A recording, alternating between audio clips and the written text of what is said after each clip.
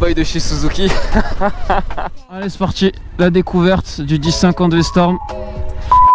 Yo la team, j'espère que vous allez bien. C'est S l'exilé. On se retrouve aujourd'hui pour une nouvelle vidéo, une nouvelle moto comme chaque vendredi soir.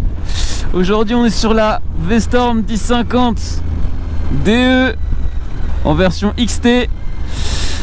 Jante 21 pouces à l'avant, 18 à l'arrière. Jante à bâton, à rayon. Pour ceux qui connaissent pas, c'est comme les jantes de vélo. Voilà, il y a des rayons. C'est pas une jante en alu coulé complètement ou en magnésium. On va savoir l'alliage qu'ils mettent dedans. Peu importe. Il fait gris, le soleil est parti. Un peu de pluie, ça va pas nous faire de mal. De toute façon, on n'est pas en sucre. On va tester la moto tranquillement. On va la faire chauffer en douceur. La moto elle est vraiment énorme, il y a un levier, le bras de levier des guidons il est dingue, la moto elle est bien protégée. Le moteur franchement c'est une pépite, c'est un des moteurs que je préfère de chez Suzuki. De par sa rondeur, le 4 cylindres c'est quelque chose qu'on n'entend plus trop. Même s'il est bridé on est bien d'accord hein. Faut savoir que la version full a fait 113 chevaux. La version A2 en full fait 95 et du coup moi je suis en version A2 c'est à dire 47,5. Là on est direct en mode off, je suis traction control off, j'ai pas d'aide, c'est à dire que là je vais pouvoir kiffer tranquillement, je me prends pas la tête. Je vous emmène avec moi, on va découvrir la moto ensemble et c'est parti.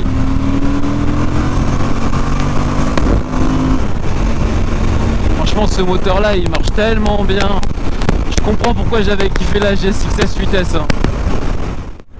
Mais je sais pas s'il y a des chemins, bon on va tester. On va tester gentiment. Alors, est-ce que c'est accessible ou pas pour moi? Là-bas, ça me paraît plus accessible. Ouais. Bon, allez, c'est parti. La découverte du 1050 V-Storm en off-road. Je vous préviens, j'y vais doucement parce que je suis très froid à ce niveau-là. Bon, je vais lever la visière.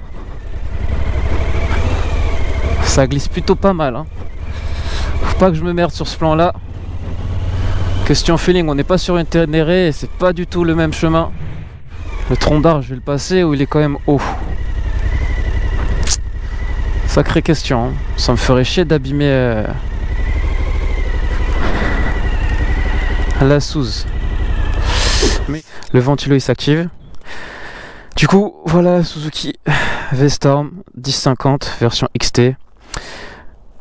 Pneu trail à l'arrière, pneu trail à l'avant, poids suspension arrière réglable, précharge, compression, détente. On a une béquille centrale, on a un shifter d'origine, on est sur deux étriers Tokiko. Ensuite on est sur un mètre cylindre Nissin. La moto elle a quand même pas mal de protection d'origine, protège bien. La couleur jaune là, V-Storm 2, je trouve ça vraiment sympa. Avec le jaune de chez Suzuki mais version MX. La pédale de frein elle est vraiment cool, il y a un bon feeling dessus. La ligne a fait un bruit un peu moins cool que sur la 950 GSX-S. On a de bonnes poignées pour se tenir, sabot moteur. Moi je me tâte à passer ça mais j'ai pas envie de me taper le tronc d'arbre sur le côté. Je pourrais le passer je pense. Très bonne question. Alors... Déjà si tu vas tout doucement, ça, je suis sûr que ça veut rouler dessus sans que tu fasses rien d'autre. Je suis sûr juste ça roule dessus ça. Oh ça glisse. J'ai l'impression que je peux tomber à l'arrêt. Comme ça c'est un peu mouillé, ça glisse. Avec les pneus trail. C'est pas oufissime. Alors est-ce que la moto avec de l'élan va vouloir l'enclencher? Je pense que ouais mais il faudrait la lever un peu. Chose que j'ai pas du tout la foi de faire.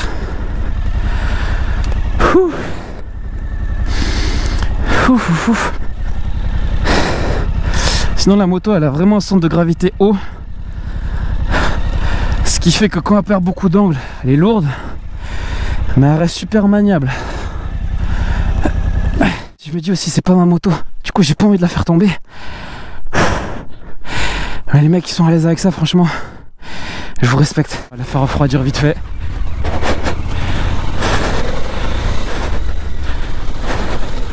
qu'est-ce que ça glisse. Ouh. Par contre, tomber avec ça, je pense que tu fais une casse directe, hein. On va se redescendre un peu en vitesse. T'es pas sur ta moto. Détends-toi. Ça, c'est une moto qui est pas encore rodée. Faut pas la faire chauffer trop la culasse. Alors doucement. Doucement, monsieur l'exilé. En douceur.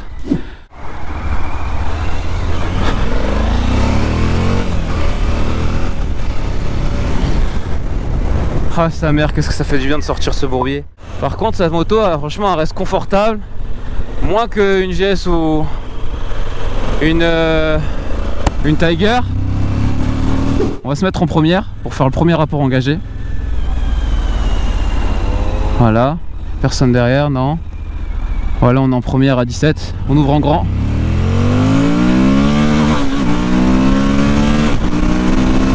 Ça me fait penser à la GS XS. Un truc de ouf. Ouah, mais c'est pas une version full genre. C'est pas possible. Il a dû me passer une version full. La moto elle a tapé presque 200 km/h là. Je suis jamais monté sur une moto qui montait aussi rapidement que ça. Je suis choqué là un peu. J'ai le doute en vrai. Je suis pas sûr qu'elle soit en A2 celle-là, hein. Mais si elle en a deux, mais putain qu'est-ce que tu marches. 50 V-Storm, le moteur de chez Suzuki là en 1000. Oh, c'est une pépite. C'est vraiment une pépite. Elle est agréable, elle roule bien, elle est douce. J'ai rien à dire du tout. Elle est juste lourde. Voilà ce que je dirais. Moto géniale. Mais comme la plupart des motos, dur à maîtriser.